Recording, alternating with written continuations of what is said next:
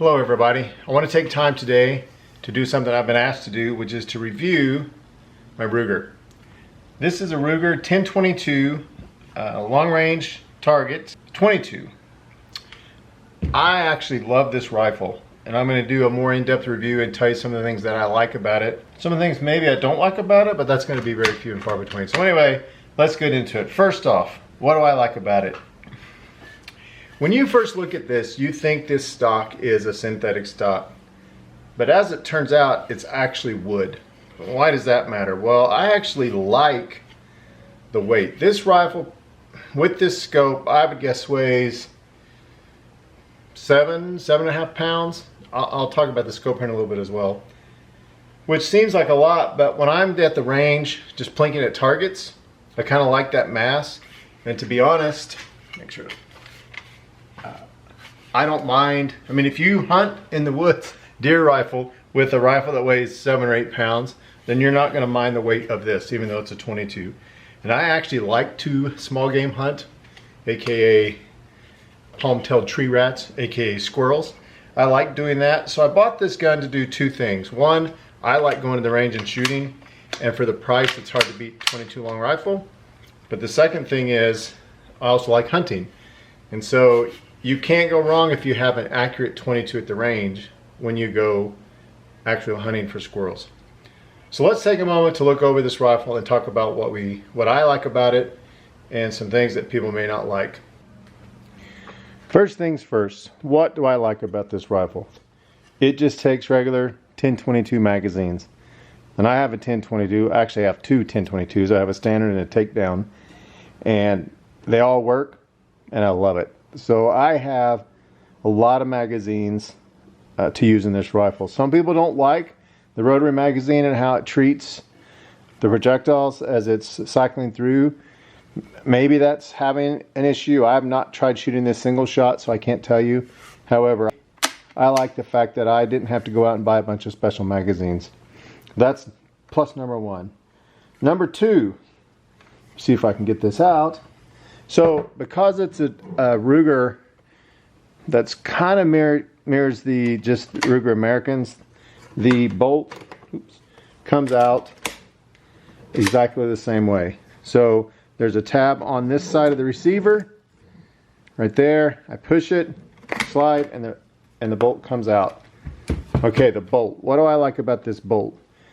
Well, in other videos I've talked about my Ruger American Go Wild and the 300 Win Mag. And its bolt, it has a sleeve to cover the rear. It's actually plastic. This bolt is all metal. There's no plastic in it. I've shot it several hundred rounds now, and I've never had a problem with feeding. It's got a nice aggressive extractor, spring to hold the shell. I will say this, for whatever reason, Lapua 10X does not, specifically the last round in the magazine after I shoot it, it doesn't like to eject the brass unless I very forcefully eject the brass. But anyway, I like that it's all metal. The one exception is the bolt handle. However, this bolt handle, I don't know if you can see, it is large enough and it's threaded so I could change that out if I wanted. But I haven't really had a trouble with it. While it doesn't have a lot of serrations in it, it's big enough that it's a very positive grip and extraction with the bolt. So there's something else I like about it. So again, the bolt, nothing not to like about that. If I look at the actual rifle, I mean, this is pretty standard, but it is a Tang safety, which I like. I like the ability just not to have to pull up. I can just very tactile, I can feel that, and it's obviously on or off. And the other thing about the barrel, it comes with the Picatinny rail, and it actually comes with a 20 MOA rail, I think. I actually ended up buying a standard 0 MOA rail for it. I've talked about this in other videos. I don't plan on shooting past 100 yards, so 20 MOAs was too much. I couldn't zero out with this scope. I couldn't zero out that much change in point of impact, so I went ahead and bought the standard rail. But it does come with a 20 MOA if you want to go out to 300 yards. The other thing it comes with that I like, it's a heavy profile barrel. Basically straight profile. If there's any taper, it's very small, but it's threaded. And so if you wanted to spend the money, get a tack stamp, suppress it, you can do that. Or if you want to put some kind of muzzle brake on it, you can do that. So I do like that, and it comes with this large, heavy knurled muzzle protector. So that's kind of the action, the bolt, and the barrel. The receiver is also metal. I'm going to assume it's steel. It could be aluminum. I'm not sure, to be honest. All right, now to the trigger, because I'm kind of sticking with the receiver. This trigger, it's got the Ruger nice adjustable trigger, and I've got it adjusted down to, I think, 2 pounds, if I remember right, and it's crisp. So once you, some people don't like the blade, but once you get the blade and get on the trigger, take any uptake on that, there's no creep. It engages and then it breaks crisp. I'll show you. So nothing in the chamber, no magazine in it. The bolt has been out. So let's see what happens. Again, nothing in there. I don't know if you can see, but I take it up. Oh, safety on, safety off. It's very nice. You know when it's going to break. It's a very light break. I don't remember what, I think it's adjustable from 2 or 2.5 pounds up to 5.5 pounds. Anyway, it's got enough adjustment in it that you can take anything you want and take care of it. One other thing is the magazine release is a little longer. I might eventually get a longer one, but it's easy. Push it, they drop right out, no problem. So that kind of covers that part. What about the stock? The stock comes standard with this rail system in it, and I went ahead and purchased this rail segment so that I could put a bipod on it if I want. I do have a Harris bipod. So I added that. It wasn't very expensive. But it does come with the quick release swivel connectors if you want to carry it with a sling. So multiple ways I could attach there if I wanted. It also, I'll swing it around, has a swivel attachment in the back. So between the back and the front, I could use swivels there for the sling. I could get the quick release there. And on the butt stock does have spacers. I have it in where I want it as far as length of pull, but you could take some out. You got a 1/2 inch and a 1/4 inch, so you can adjust it. And then the cheek riser on it, it's plastic. Okay, I understand that. And it is a little wide. They could have went with a little smaller based on the contour of the stock, but it does come with it. And so the nice thing is you can move the comb forward or back and then up and down. And so once you do that and you have it where you want it, there are actually marks on this where you can measure where you want it to go. And so I know where I want it this way. You can actually see where I keep it. And then I also like it to be 2 clicks down. So go up 1, 2, get it where I want it in there, and then I can lock that down. So it is adjustable for length of pull, and it's adjustable for not only cheek riser height, but cheek riser forward and back. And you can see, if I kind of show you, I'll zoom in a little bit here.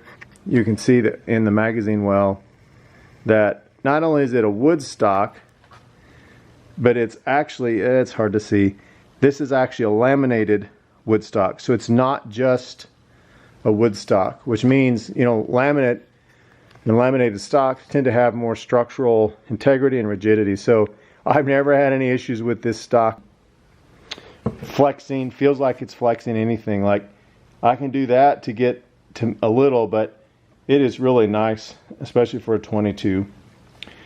What did I pay for it? I was able to find this for $4.99 at my local gun shop, which some people think that's a lot, but you know, my Ruger I didn't pay. I bought them when they first came out. I have a 1022 takedown stainless with the black stock in the Ruger bag, and they're going for that price now. So it just depends on what you want. So that's the rifle. Like I said, I'm working on shooting it more and more, breaking it in. I did find some new ammo. I'm going to be taking it to the range soon, but it's the Siller and Blot Club 22 long rifle subsonic, 40 grain, 1,073 feet per second, and I was able to get a really good price on it, $5 a box. So I'm going to see how that does. It does shoot some ammo exceptionally well. The S&K, it shoots nice, and then the Norma TAC 22, it shoots really nice. Sub-minute of angle at 100 yards. It'll easily shoot less than an inch group. And if I could do my part, it would be substantially less than an inch group. But we'll see how the Siller and Blot does. But so far it's been really nice. I will say this. It does not like hypersonic 22 rifle ammunition. It looks like you shot it with a shotgun. It does not like the hypervelocity stuff. So that's fine. Oh, I will say one other thing. Because the recoil is so hard on a 1022 or a 22 long rifle, right?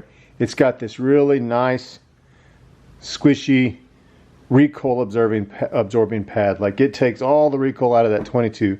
When you shoot it, it's like it doesn't even go off. It's a joke, right? But it's nice to have that. It does feel comfortable in the shoulder after shooting a long time at the range. So that's something I always appreciated. That's the rifle. If you have any questions about the rifle, or any comments or suggestions, please let me know. I did want to do that kind of quick, but a more in-depth review of the rifle. And I said I would do the scope, so I wanted to get that on here as well. So the scope, this is an Athlon Argos. It's the BTR Gen II, and it has a really nice illuminated scope with the reticle. It's their APLR2. It's a mouthful, isn't it? Forward focal plane illuminated reticle, and it's the MOA reticle. So when you look at the pictures that I'll put up in just a second so you can see the reticle, they are in actual MOAs. So I do like that, and it makes it a lot easier as far as if I wanted to use the scope to range, I can. The other thing I like about it is right in the middle of the crosshair is a small X for the center of the crosshair, and then it has a little gap between it, and those gaps are also MOAs. So it's really nice. Easy to use, easy to look through, clear. That's the other thing. If you can do it, always buy a parallax adjustment for a 22, because if you want to shoot close in, and this one actually goes down to, I'll show you. Don't know if it's going to show up. The parallax adjustment on this will go down to 10 yards, and it's actually pretty close to 10 yards when you do it. So that's nice to have, right? So I can go from 10 yards with this scope to infinity, theoretically. Can turn it and it goes all the way up to infinity. But it does have 500, 200, 100, 75, 50, 30, 25, 20, 15, and then 10. And they're pretty good. So if I'm shooting at 50 yards and I set it at 50, there's a white index dot on the side of the scope. It's pretty close. Then I'll just tweak it to get all the parallax out, moving my eye around. So I do like that. I always like the side parallax, but it's really nice on a 22. Second thing is, it's got really positive click turrets. So I do like that. And you can re-zero it. I haven't done that or set the zero. So I've got it set at 100 yards right now. But what I'm going to do is I'm going to set it so at 100 so that I can turn it down rapidly if I want to, down to 50. And what I found is 0 to 50 yards, it's pretty well spot on. The 50 to 100 is when I actually have to really add. So I can adjust for that. Same thing with the windage. Very, very tactile feel. So I do like that. And then the magnification ring is not, I mean, it's not like I can barely turn it, but it's not like you're going to accidentally knock it either. This is a first focal plane scope. So the reticle that's inside of it, it does change as you adjust the magnification. And let me see, I'll set it up here and see if I can get the reticle in the actual camera. Give me just a second. Well, I'm not going to get any video through the scope. I did get a picture to show you what it actually looks like.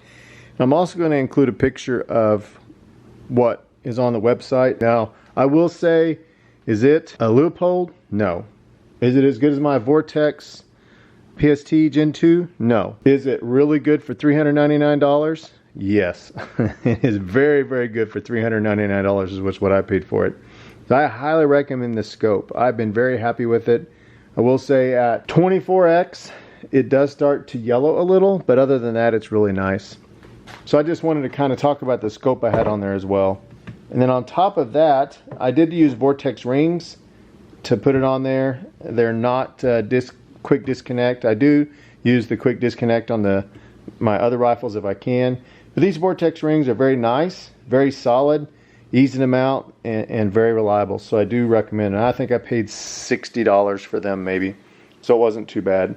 So whole package, some people might think it's excessive, but rings, scope, rifle, I probably have 900 in it. And if I don't like the rifle, and sell it, I can always take the scope off and use it on something else. So I'm not too concerned about that. Anywho, I hope you liked this review. You've seen me shoot it several times, and I want to give you more information, specific information about the rifle, cost, features I like. There's really nothing about it I don't like. I mean, you wished it was a tack driver, right? Ideally, it'd shoot 0.22-inch holes at 100 yards all day long. But I think that's asking a little much for a $499 rifle. Let me know what you think of the review. Let me know if you have any questions. Hit that like button and subscribe. I really do appreciate when you guys send feedback. I try to answer the questions as fast as I can within a couple of days, usually at the most, if I have the answer. Sometimes I don't know, and I'll tell you if I don't know, but I do try to let you know what my personal opinions are. I bought all this stuff. Nobody pays for it. Nobody gives me anything. So I can be honest about what I feel about the rifles. Anyway, thank you for watching. And again, hit that like button and subscribe. And I'll talk to you later.